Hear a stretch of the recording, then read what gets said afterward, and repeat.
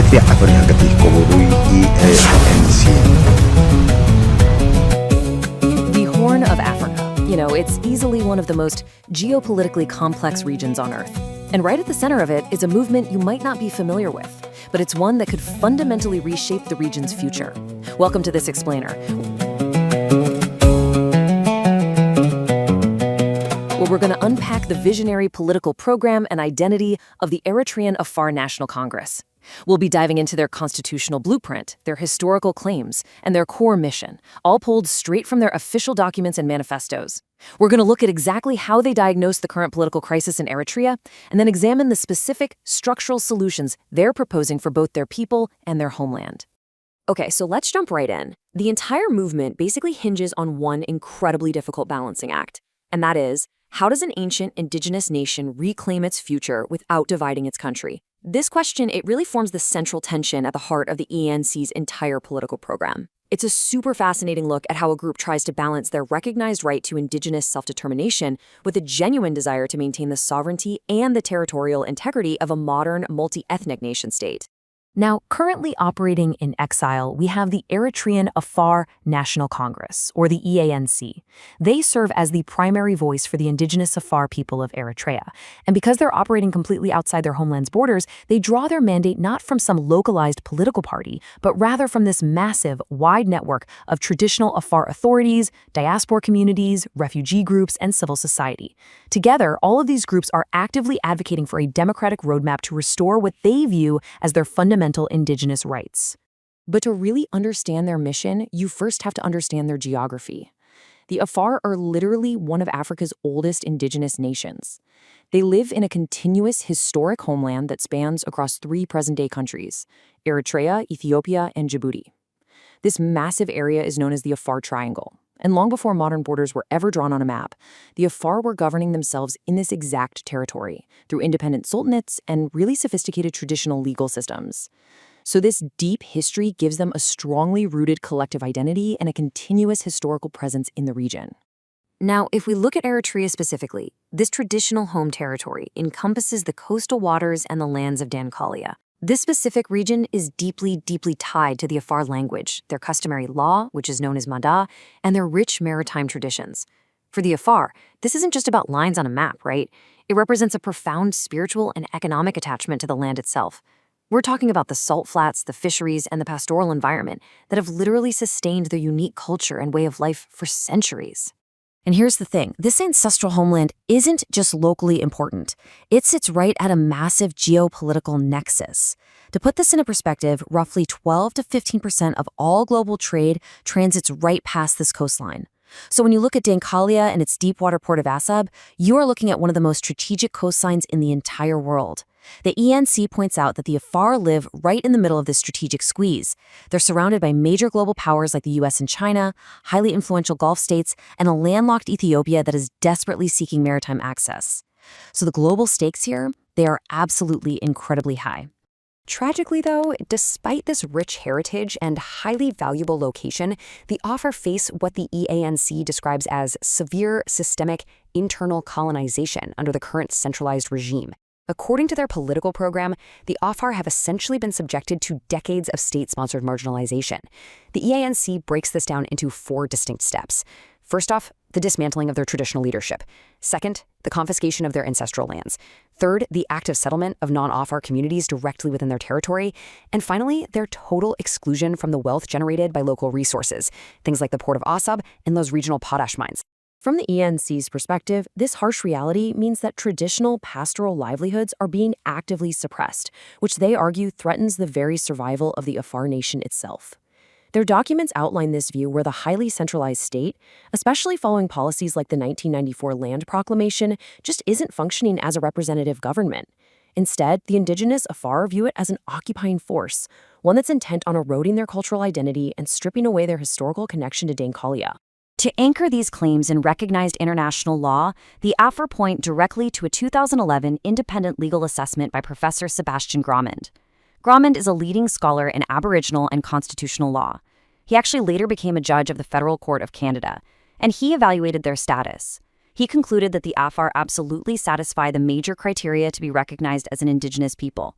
And that's a crucial designation because it would entitle them to specific protections and rights under international law.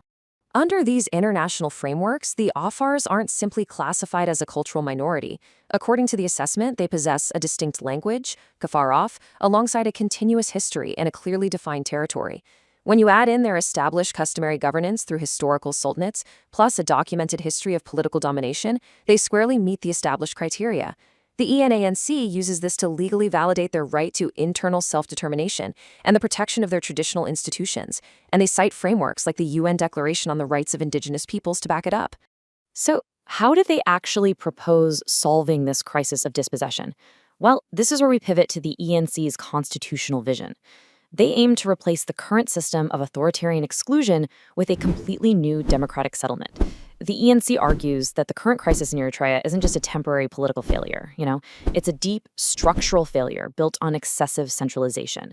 So their proposed solution is a complete shift away from this centralized control, moving toward a decentralized federal architecture that's based squarely on democracy, equality, and the rule of law.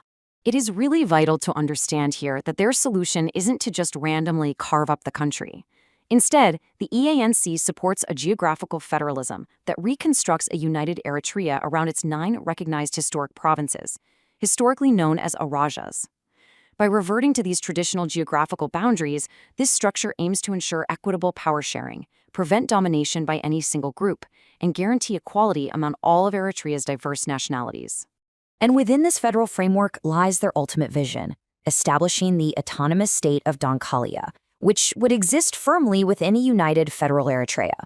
The EANC posits that Dankalia actually holds a unique dual status. It's simultaneously one of Eritrea's 9 historic geographical provinces, and it is the territorially concentrated ancestral homeland of a distinct indigenous people. Their proposed federal constitution recognizes both of these realities by granting Dankalia autonomous statehood within that broader national system.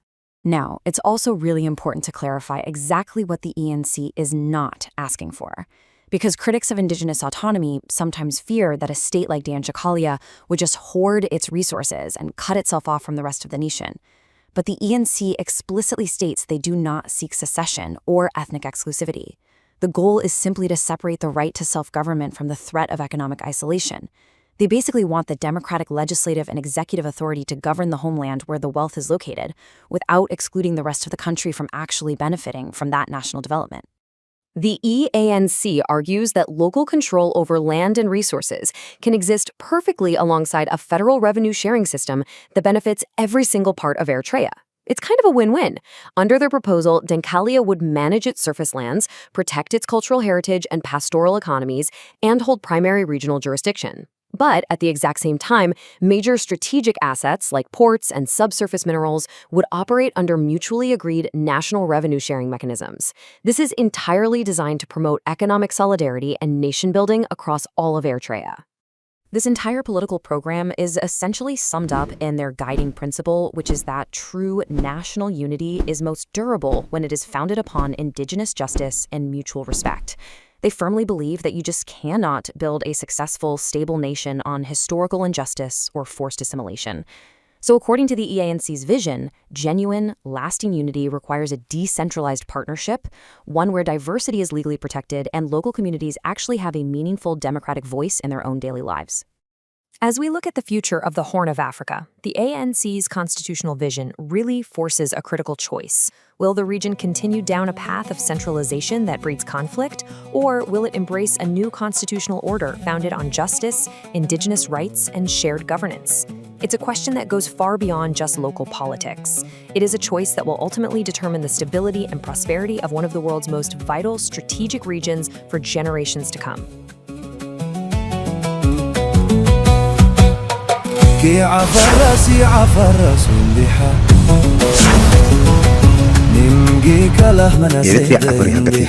EANC.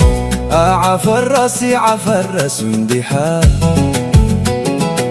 نمجي كله مناسد انديحة